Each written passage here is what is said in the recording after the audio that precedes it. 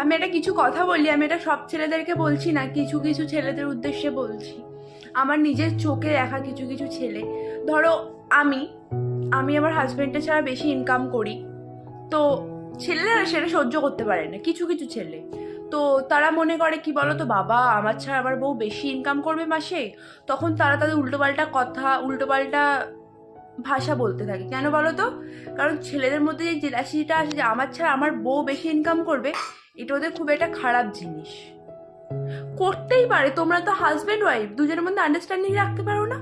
কে কাজ ছাড়া কম, কাজ ছাড়া বেশি ইনকাম করলে তাতে কি যায় আসে? তখন তারা বলে চাকরি ছেড়ে দাও। আমি কারণ বুঝি না, কারণটা হলো আমি তোমার ছাড়া বেশি ইনকাম করছি বলে তোমার এই প্রবলেমটা হচ্ছে। ওসব ছেলেদেরকে লাইফ থেকে পুরো বাদ দিয়ে দাও, ডিলিট করে দাও। তুমি যদি চাও জীবন অনেক ভালো ছেলে পাবে, ওইসব ছেলেদের থেকে সাবধান। যদি একবার বিয়ে করে নাও, জীবনটা পুরো তছনছ হয়ে যাবে।